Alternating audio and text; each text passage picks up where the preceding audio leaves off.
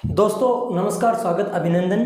भारतीय संविधान एवं राज्य व्यवस्था के बारे में पढ़ रहे हैं। आज हम पढ़ेंगे मूल अधिकार के बारे में और मूल अधिकार के अंतर्गत हम पढ़ेंगे धार्मिक स्वतंत्रता के बारे में।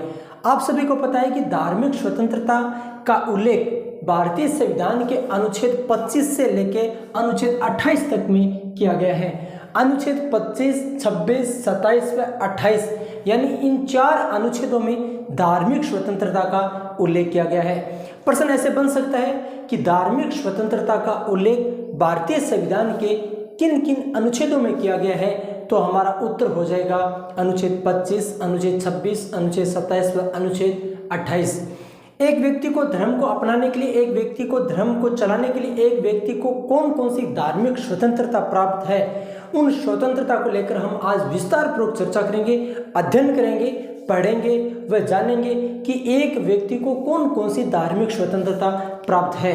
तो सबसे पहले इसी क्रम में आगे बढ़ते हैं कि सबसे पहले जिस अनुच्छेद के बारे में चर्चा करेंगे वो हमारा अनुच्छेद हो जाएगा भारतीय संविधान का अनुच्छेद 25। सबसे पहले अनुच्छेद 25 के बारे में विस्तार से चर्चा करते हैं, फिर 26, 27, 28 के बारे में भी विस्तार से चर्चा करेंगे, अध्ययन करेंगे। तो सबसे पहला जो प्रश्न हमारा बन गया, ये बन गया अनुच्छेद 25। अनुच्छेद 25 के बारे में कौन कौन सी जानकारियां प्राप्त है। सबसे पहले एक लाइन लिखी गई है अनुच्छेद 25 में कि सभी व्यक्तियों को सदाचार, स्वास्थ्य, लोक व्यवस्था के अंतर्गत रहते हुए, सभी व्यक्तियों को सदाचार, स्वास्थ्य, लोक व्यवस्था के अंतर्गत रहते हुए, अब रहते हुए क्या क्या कर सकता है वो, इन तीनों के अंतर्गत रहते हुए व्यक्ति अपने अपने धर्म को मानने की स्वतंत्रता है। अपने अपने धर्म को मानने की स्वतंत्रता है। इसके अलावा अपने धर्म का प्रचार व प्रसार करने की स्वतंत्रता है। इसके अलावा व्यक्ति को अपने धर्म के अनुकूल आचरण करने की स्वतंत्रता है। इसके अलावा नंबर 4 में जो स्वतंत्रता दी गई है, अंतःकरण की स्वतंत्रता। मैं ये कह सकता हूँ कि अनुच्छेद 25 में 4 प्रकार की स्वतंत्रता है। धर्म को मानने की, धर्म का प्रचार प्रसार करने की स्वतंत्रता, और धर्म के अनुरूप आचरण करने की स्वतंत्रता, और धर्म के अंतःकरण की स्वतंत्रता। एक व्यक्ति, जिस व्यक्ति का कोई धर्म है, वो धर्म के अनुकूल कपड़े पहनता है, धर्म के अनुकूल वो बाल लंबे रखता है या दाढ़ी रखता है, धर्म के अनुकूल वो वेशभूषा पहनता है, धर्म के अनुकूल वो बातचीत करता है, धर्म के अनुकूल उनका रहन सहन है, तो उसको ये स्वतंत्रता दी गई है। हम ये कह सकते हैं कि किसी धर्म विशेष में, जैसे हिंदू धर्म में कहते हैं कि ये जो भगवा कलर का जो कपड़ा पहन के हिंदू धर्म इसकी मान्यता है, तो ये इनकी स्वतंत्रता है। किसी धर्म में दाढ़ी बढ़ाने की स्वतंत्रता है, किसी धर्म में अलग अलग स्वतंत्रता है, किसी धर्म में कृपाल रखने की स्वतंत्रता है।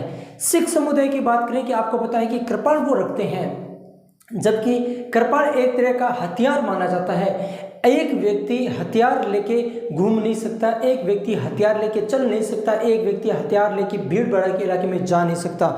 लेकिन जो सबसे बड़ी बात है कि कृपाण जो है वो सिख समुदाय का एक धार्मिक माना जाता है। उस धर्म के अनुकूल वो रखते हैं, धर्म के अनुकूल आचरण करते हैं, धर्म के अनुकूल व्यवहार करते हैं। तो कुछ बातों से पता ये चला कि अनुच्छेद 25 में जिस चीज के बारे में लिखा गया है वो व्यक्तिगत स्वतंत्रता के बारे में लिखा गया है।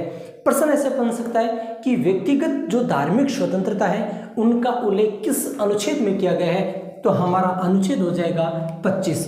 अनुच्छेद 25 में जो पहली लाइन वो ये है, सभी व्यक्तियों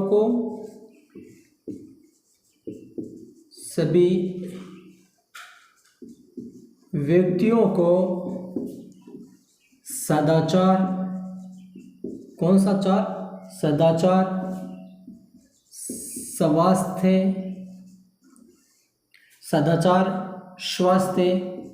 लोक व्यवस्था, सदाचार, स्वास्थ्य, लोक व्यवस्था के अंतर्गत रहते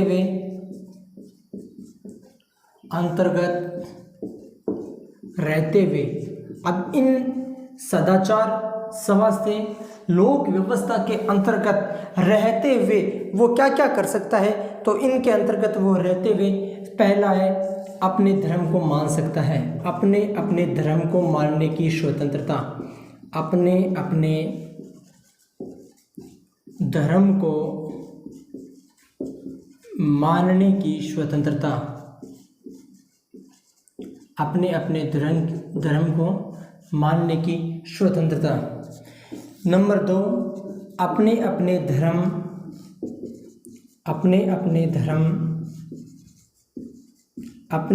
धर्म का प्रसार व प्रचार करने की स्वतंत्रता।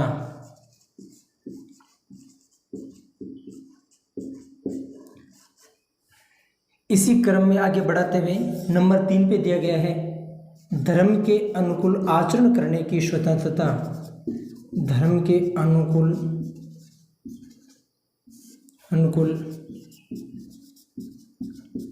आचरण करने की स्वतंत्रता।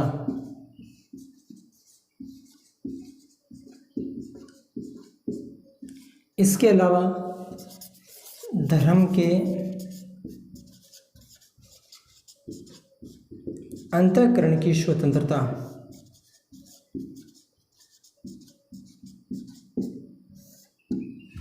अब हमने अनुच्छेद 25 के बारे में जिस विषय के बारे में चर्चा की है, ये अनुच्छेद 25 यह कहता है इसमें व्यक्तिगत स्वतंत्रता, जो धार्मिक व्यक्तिगत स्वतंत्रता है उनके बारे में जानकारी दी गई है। व्यक्तिगत धार्मिक स्वतंत्रता में कहा गया है कि सभी व्यक्तियों को सदाचार, स्वास्थ्य, लोक व्यवस्था के अंतर्गत रहते हुए अपने अपने धर्म को मानने की स्वतंत्रता, अपने अपने धर्म का प्रचार प्रसार करने की स्वतंत्रता, और धर्म के अनुकूल आचरण करने की स्वतंत्रता और धर्म के अंतःकरण की स्वतंत्रता। इसी क्रम में अगर बातचीत करें कि जो सिख समुदाय के लोग जो कृपाण धारण करते हैं वो भारतीय संविधान के किस अनुच्छेद के तहत धारण करते हैं, तो यहाँ हमारा हो जाएगा अनुच्छेद 25। इसके अलावा आप सभी को पता है कि धर्म परिवर्तन करवाना जो काफ़ी ऐसी चर्चा आती है, न्यूज़पेपर में पढ़ने को भी मिलती है कि एक व्यक्ति को जबरदस्त धर्म परिवर्तन करवाया गया। तो ये जो धर्म परिवर्तन कराने की जो स्वतंत्रता है ये इस अनुच्छेद 25 के अंतर्गत नहीं आती है। एक धर्म परिवर्तन करवाना अनुच्छेद 25 का उल्लंघन माना जाता है। तो अनुच्छेद 25 में 2-3 लाइन जो महत्वपूर्ण लाइन है उनके बारे में भी चर्चा कर लेते हैं। शायद मेरे ख्याल से ये बात आपको समझ में आई है। इसी क्रम में आगे बढ़ते हुए अनुच्छेद 25 में 2-3 बातों का और उल्लेख किया गया है, इनको लेकर भी चर्चा कर लेते हैं। एक तो कि अनुच्छेद 25 के अनुसार अनुच्छेद 25 के तहत ही सिख समुदाय के लोग कृपाण धारण करते हैं, ये भी प्रश्न पूछा गया है। तो हम यहाँ लिख लेते हैं अनुच्छेद 25 के तहत सिख समुदाय के लोग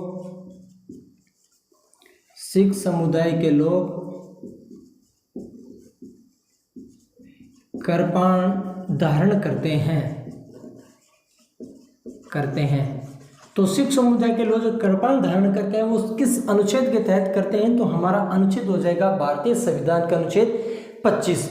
एक हमने अभी चर्चा की है कि धर्म परिवर्तन करवाना अनुच्छेद 25 का उल्लंघन माना जाता है। मेरा एक धर्म है, उस किसी समुदाय का मेरा अपना धर्म है, किसी व्यक्ति का अपना धर्म है, मुझे मेरे धर्म को मानने की स्वतंत्रता है, किसी अन्य व्यक्ति को अपने धर्म को मानने की स्वतंत्रता है। लेकिन किसी व्यक्ति का जबरन जो धर्म परिवर्तन करवाया जाता है वो भारतीय संविधान के अनुच्छेद 25 का उल्लंघन माना जाता है। तो अनुच्छेद 25। दूसरी बात है धर्म परिवर्तन करवाना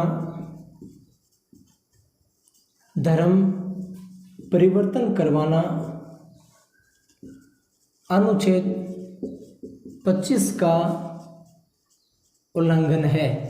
कि धर्म परिवर्तन कराना किस संविधान के अनुच्छेद का उल्लंघन है, तो यहाँ हमारा अनुच्छेद हो जाएगा भारतीय संविधान का अनुच्छेद 25।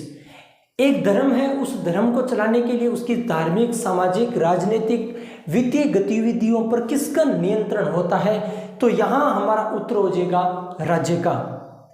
कोई व्यक्ति है उसकी धार्मिक गतिविधियां, उसकी आर्थिक गतिविधियां, उसकी राजनीतिक गतिविधियां, उसकी वित्तीय गतिविधियों पर राज्य का नियंत्रण होता है। ये एनसीईआरटी की बुक में साफ साफ लिखा गया है कि हर धर्म की सामाजिक, आर्थिक, राजनीतिक, वित्तीय गतिविधियों पर राज्य का नियंत्रण होता है। तो यह अपने को ध्यान में रखना है। प्रश्न पूछने को कहीं से भी पूछा जा सकता है। किसी भी धर्म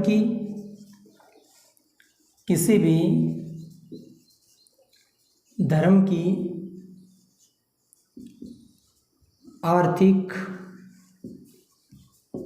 सामाजिक, राजनीतिक व वित्तीय गतिविधियों पर राज्य का नियंत्रण होगा। ये राज्य को दायित्व दिया गया है कि किसी भी धर्म हो, चाहे वो हिंदू धर्म हो, चाहे मुस्लिम धर्म हो, चाहे सिख समुदाय हो, चाहे कोई भी जैन हो, बौद्ध, कोई भी धर्म हो, उस धर्म की हर आपकी गतिविधि पर आपका नियंत्रण होना जरूरी है कि कौन सा धर्म किस प्रकार की गतिविधियां कर रहा है, कौन सा धर्म किस प्रकार की राजनीतिक गतिविधियां कर रहा है, कौन सा धर्म किस प्रकार की वित्तीय गतिविधियां कर रहा है। तो हर धर्म की जो सामाजिक, आर्थिक, राजनीतिक जो गतिविधियां होती है उस पर किसका नियंत्रण होता है, तो उस पर राज्य का नियंत्रण होता है। इसी क्रम को आगे बढ़ाते हुए हमने कहा कि जो सिख समुदाय के लोग जो कृपाण धारण करते हैं वो अनुच्छेद 25 के तहत धारण करते हैं, और धर्म परिवर्तन करवाना अनुच्छेद 25 का उल्लंघन माना गया है, अनुच्छेद 25 का उल्लंघन करता है। इसी क्रम को आगे बढ़ाते हुए अब हमारा अगला अनुच्छेद हो जाएगा, वो अनुच्छेद होगा अनुच्छेद 26। अनुच्छेद 26 के बारे में उल्लेख तो सबसे पहले ये मिलता है कि धार्मिक स्वतंत्रता के बारे में जानकारी देगा। धार्मिक स्वतंत्रता के बारे में 4 अनुच्छेद जानकारी देता है, 25, 26, 27 व 28। 25 के बारे में चर्चा की, इसमें व्यक्तिगत धार्मिक स्वतंत्रता के बारे में जानकारी दी गई है। इसी क्रम में आगे बढ़ते हुए हम चर्चा करेंगे अनुच्छेद 26 के बारे में। अनुच्छेद 26 के बारे में, अनुच्छेद 26 में सबसे पहले तो पता चल गया कि इसमें धार्मिक स्वतंत्रता के बारे में जानकारी मिलेगी, लेकिन धार्मिक संस्थाओं के बारे में जानकारी मिलेगी। तो हमें यह चर्चा करेंगे धार्मिक संस्थाओं के बारे में। इसमें क्या होगा, जितनी भी बातें होंगी वो एक धार्मिक संस्थाओं को लेकर होगी, लेकिन आप सभी को पता है कि व्यक्तिगत स्वतंत्रता, व्यक्तिगत धार्मिक स्वतंत्रता, इसका उल्लेख कहाँ मिलता है, अनुच्छेद 25 में। इसमें अनुच्छेद 25 में व्यक्तिगत धार्मिक स्वतंत्रता के बारे में जानकारी मिली है, अनुच्छेद 26 में संस्थाओं के बारे में जानकारी करेंगे। जिस प्रकार अनुच्छेद 25 में एक व्यक्ति की धार्मिक स्वतंत्रता कौन कौन सी है, तो उसको चलाने के लिए क्या होनी जरूरी है, एक संस्था होनी जरूरी है। एक धर्म है, उस धर्म को आगे बढ़ाना है, उस धर्म को आगे बढ़ाने के लिए एक आपको धार्मिक संस्था बनाना पड़ेगी। धार्मिक संस्था आपने बना ली तो उस धार्मिक संस्था का प्रबंधन करने की भी आपको स्वतंत्रता है। मैंने एक ट्रस्ट बनाया है, मैंने एक धार्मिक संस्था बनाई है, उस संस्था को मैं कैसे चलाऊंगा, तो पूरा को पूरा जो प्रबंधन है वो करने की मुझे स्वतंत्रता है। आपको पता है कि धार्मिक संस्था भी बना ली आपने और प्रबंधन करने की भी स्वतंत्रता है, लेकिन आपको एक चीज़ की और स्वतंत्रता है, इस पूरे समुचित कार्य को चलाने के लिए आपको पैसों की आवश्यकता है, तो आपको चल व अचल संपत्ति अर्जित करने की भी स्वतंत्रता है। आपने संपत्ति को अर्जित कर लिया, आपके पास संपत्ति है, लेकिन उसका समुचित उपयोग से अगर उनका इस राशि का अगर उपयोग करोगे तो ये भी आपको स्वतंत्रता है। आपको पता है कि काफ़ी ऐसे समुदाय ऐसे हैं जिनके ट्रस्ट में अरबों करोड़ मतलब जिनकी अनगिनत पैसे होते हैं, वो क्या करते हैं, ट्रस्ट बनाते हैं, उसमें क्या करते हैं, उनको मैनेजमेंट करने के लिए, प्रबंधन करने के लिए टीम बनाते हैं, और उन टीम के पास में इतना पैसा होता है कि आप पूछो मत। लेकिन ये उनकी स्वतंत्रता है, ये अपने मन मर्जी, हम कहने के लिए किसी धर्म की आलोचना कर सकते हैं, लेकिन ये हमारे धर्मों से किसी अन्य धर्मों उनकी स्वतंत्रता का उल्लेख करता है। साथ में भी उस राशि का वो कहाँ कहाँ उपयोग करता है, ये भी उनको स्वतंत्रता है। तो हम इसी क्रम को आगे बढ़ाते हुए आपको भी याद रखना है, जैसे एक लाइन अपने अनुच्छेद 25 में याद रखी, वो लाइन अनुच्छेद 26 में याद रखनी है और 4 प्रकार की स्वतंत्रता याद रखनी है। तो वो लाइन को याद रखते हैं कि सभी व्यक्तियों को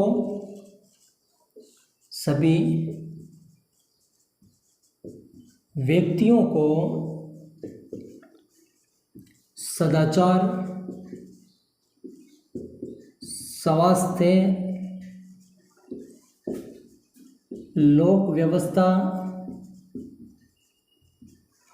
के अंतर्गत रहते हुए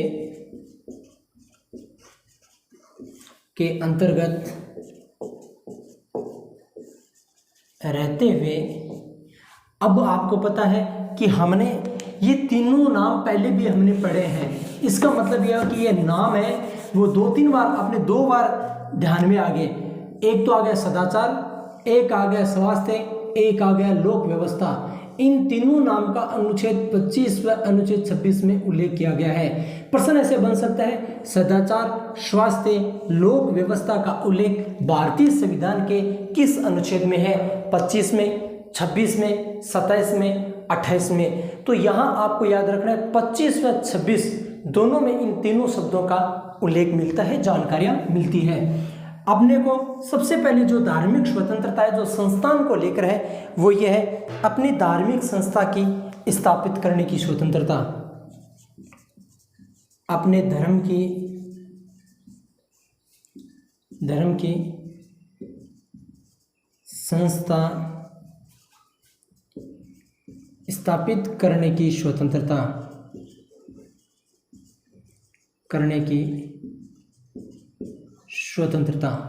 इसी क्रम को आगे मैंने कहा कि अपने धर्म की संस्था स्थापित करने की स्वतंत्रता। इसी क्रम में धार्मिक संस्था का प्रबंधन करने की स्वतंत्रता। धार्मिक संस्था का प्रबंधन करने की स्वतंत्रता। एक धार्मिक संस्था है उसका आपको क्या करना है? प्रबंधन करना है, उसकी भी आपको स्वतंत्रता है। धार्मिक संस्था के लिए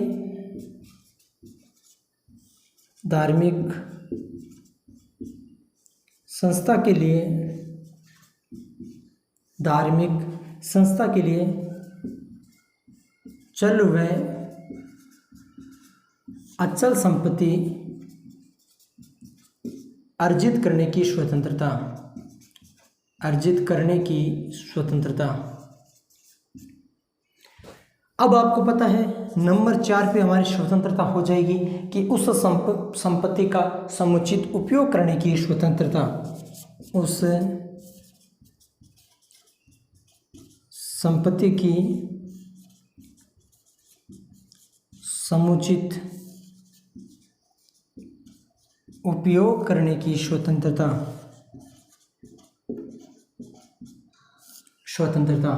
तो ये हमारा हो गया अनुच्छेद 26। अनुच्छेद 26 के बारे में एक बार और चर्चा कर लेते हैं कि अनुच्छेद 26 ये कहता है धार्मिक संस्थाओं के बारे में जानकारी देता है। सभी व्यक्तियों को सदाचार, स्वास्थ्य, लोक व्यवस्था के अंतर्गत रहते हुए अपने धर्म की संस्था स्थापित करने की स्वतंत्रता। धार्मिक संस्था का प्रबंधन करने की स्वतंत्रता।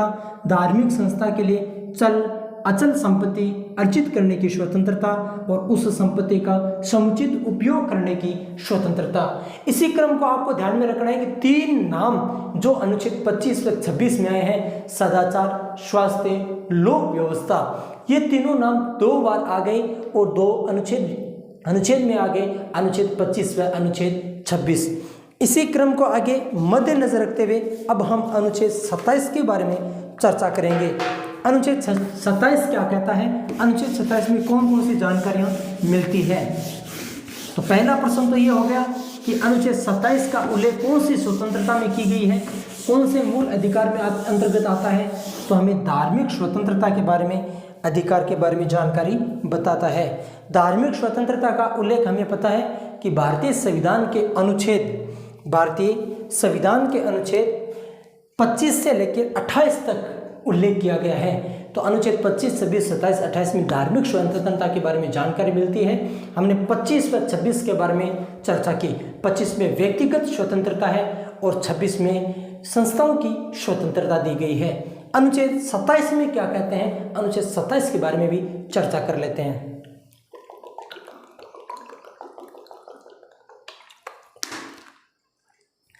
तो करें अपनी बात को शुरू। अनुच्छेद 27, सबसे पहले अनुच्छेद 27 के बारे में तो ये जानकारी मिलती है, अनुच्छेद 27 धार्मिक स्वतंत्रता के अंतर्गत आता है। नंबर 2 पे जानकारी ये मिलती है कि किसी व्यक्ति को एक धर्म बढ़ाने के लिए उसको बाध्य नहीं कर सकते, कि एक व्यक्ति है उस व्यक्ति को एक धर्म को बढ़ावा देने के लिए बाध्य नहीं किया जा सकता। मेरा एक खुद का एक धर्म है और उस धर्म को, सिर्फ एक ही धर्म को आगे बढ़ाने के लिए किसी एक व्यक्ति को आप बाध्य नहीं कर सकते, क्योंकि उसको स्वतंत्रता है। ये नहीं कि आपको एक धर्म को आगे बढ़ाने के लिए चंदा देना पड़ेगा, कर देना पड़ेगा, टैक्स देना पड़ेगा, समितियों में आना पड़ेगा, मीटिंग में आना पड़ेगा, वहाँ जाना पड़ेगा, आपको यही धर्म मानना है, इसी धर्म के व्यक्तियों को आपको घर में आने देना है, इसी धर्म को आगे बढ़ाने के लिए आपको भाषण देना है। इस प्रकार की कोई बाध्यता नहीं दे सकते, ये उस व्यक्ति की स्वतंत्रता है। तो कहने का तात्पर्य है कि किसी एक धर्म को बढ़ावा देने के लिए किसी व्यक्ति को बाध्य नहीं किया जा सकता। मेन नाम है कि बाध्य नहीं किया जा सकता। इसके अलावा सरकार को भी बाध्य किया गया है कि आपको ये ध्यान में रखना है कि सभी धर्मों के साथ में समान व्यवहार करना है, किसी एक धर्म को बढ़ावा नहीं देना है, और अगर आप किसी धर्म को अगर आप अनुदान देते हो तो सभी जो समुदाय हैं, जो धर्म है, उनका भी आपको मद्देनजर रखते हुए ऐसा काम करना है। अगर वर्तमान में राजस्थान में गहलोत सरकार है या केंद्र में मोदी जी की सरकार है, मोदी जी कहे कि मुझे हिंदू धर्म से बहुत ज़्यादा लगाव है तो मैं हिंदू धर्म के लिए 1000 करोड़ रुपए देता हूँ, लेकिन आपको पता है कि भारत में तो मुस्लिम समुदाय भी रहता है, सिख समुदाय भी रहता है, जैन भी रहते हैं, बौद्ध भी रहते हैं, इसके अलावा फारसी भी रहते हैं। तो आपको सभी धर्मों को मद्देनजर रखते हुए अनुदान देना है कि हर धार्मिक स्वतंत्रता को मद्देनजर रखते हुए आपको अनुदान देना है। तो हम ये कहते हैं अनुच्छेद 27 में जो जानकारी मिलती है उसके बारे में चर्चा कर लेते हैं। अनुच्छेद 27, अनुच्छेद 27 में हमने कहा किसी व्यक्ति को, किसी भी व्यक्ति को एक धर्म को बढ़ावा देने के लिए, एक धर्म को बढ़ावा देने के लिए बाध्य नहीं किया जा सकता, बाध्य नहीं किया जा सकता। इसी के अलावा राज्य किसी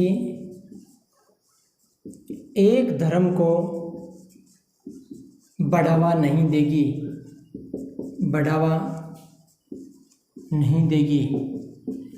इसके अलावा राज्य अनुदान देते समय, अनुदान देते समय सभी धर्मों के साथ समान व्यवहार करेगा, समान व्यवहार करेगा, व्यवहार करेगा।